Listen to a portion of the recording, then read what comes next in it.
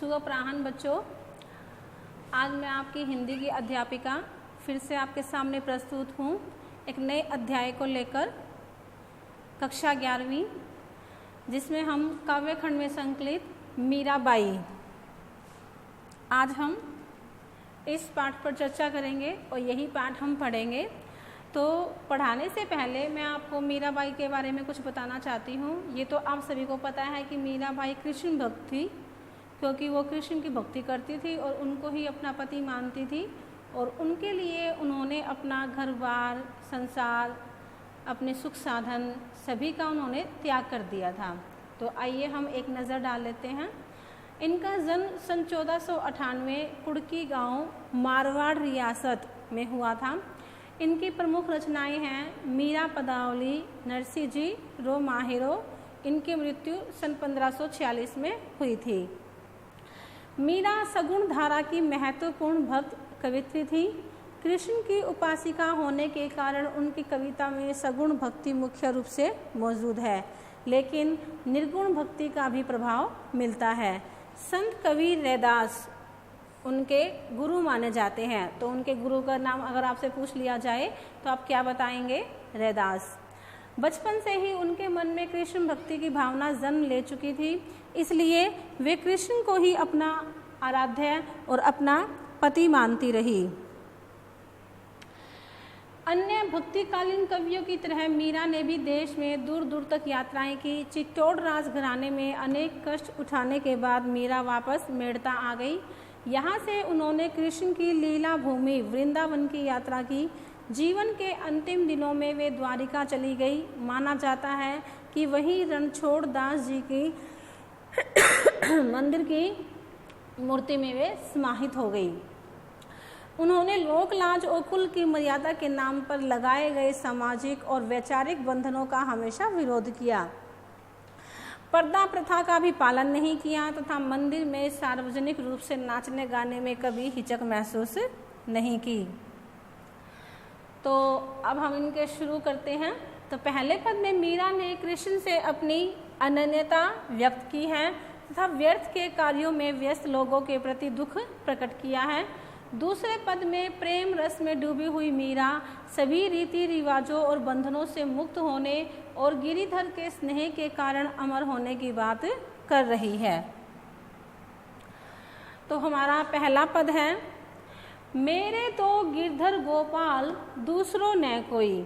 तो यहाँ पहले पद में मीरा ने कृष्ण से अपनी अनन्यता भक्ति भावना को प्रकट किया है और व्यर्थ के कार्यों में व्यस्त लोगों के प्रति अपने दुख को प्रकट किया है। वो क्या कहती हैं कि मेरे तो गिरधर गोपाल दूसरों ने कोई, जाके सिर मोर मुकुट मेरो पति सोई। कि मोर मुकुटधारी, जिसने अपने सिर पर मुकुट को धारण किया हुआ है, वही गोपाल मेरे पति है और मैंने तो उनको ही अपना पति मान लिया है। और अपना पति और सर्वस्व मानते हुए वो क्या कहती हैं कि उनके सिवा इस दुनिया में और कोई भी अपना नहीं है। छाड़ी दई कुल की कानी कहा करिए कोई। कि मैंने तो श्री कृष्ण की भक्ति के लिए अपने कुल की मर्यादा को भी छोड़ दिया है। अब इसमें कोई क्या कर सकता है? इसका अर्थ यह है कि उन्होंने लोक लाज सब का त्याग करके स्वयं को कृष्ण भक्ति में लीन कर लिया था। संतन डिग बैठी बैठी लोक लाज खोई। संतों के साथ बैठकर, उनके साथ रहकर उन्होंने कुल की मर्यादा का भी कोई ध्यान नहीं रखा। उन्होंने अपनी लोक लाज खो दी थी। असुवन जल सींची सींची प्रेम बेली बोए। यहाँ पर प्रेम बोली यानी कि प्रेम रूपी बेल, और यहाँ पर रूपक अलंकार है आपका। सींची सींची, यहाँ पर दोनों शब्दों की आवृत्ति हो रही है, दोनों शब्दों का अर्थ एक जैसा ही है। तो यहाँ पर कौन सा अलंकार है? पुनरुक्ति प्रकाश अलंकार।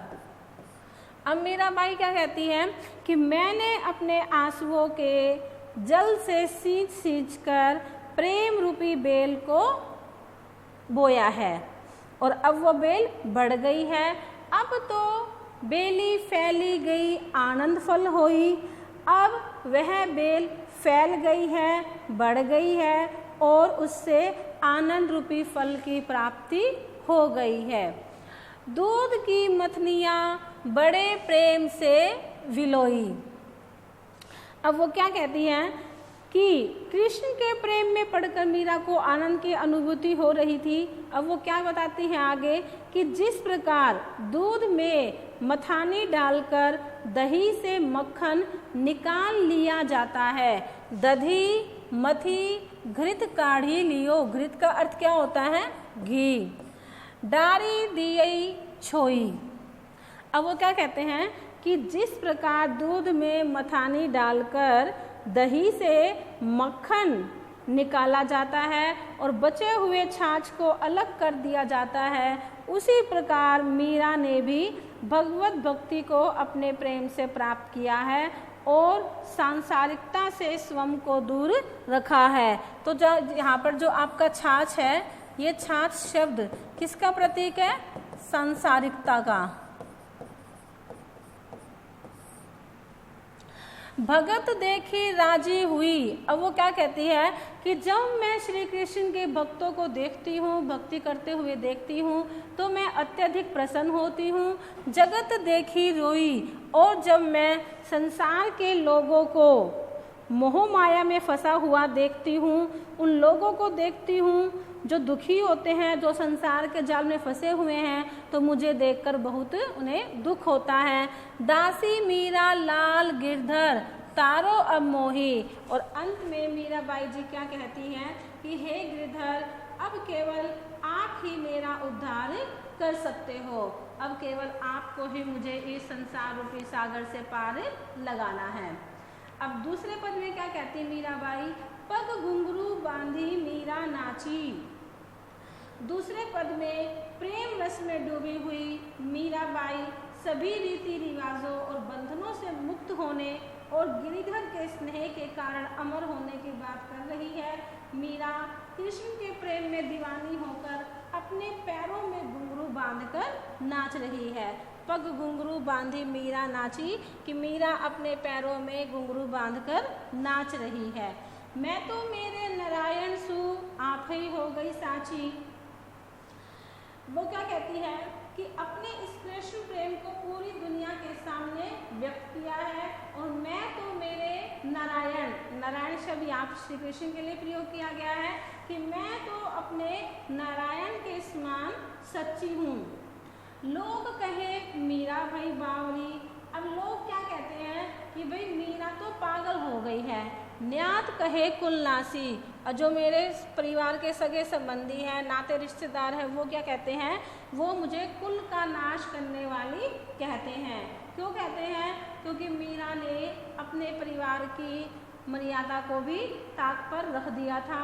उसने कभी भी पर्दा प्रथा का पालन नहीं किया था। संतों के साथ बैठ के वो भजन कीर्तन करती थी, तो इसीलिए उसे कुलनाशी कहा गया है। विष का प्याला राणा भेजा।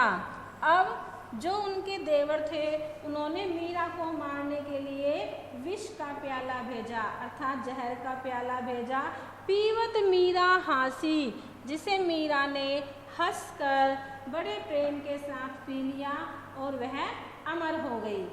मीरा के प्रभु गिरधर नागर सहज मिले अविनाशी।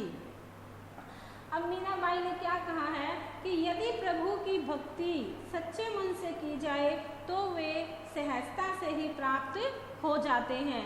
ईश्वर को अविनाशी कहा गया है क्योंकि वे नश्वर है।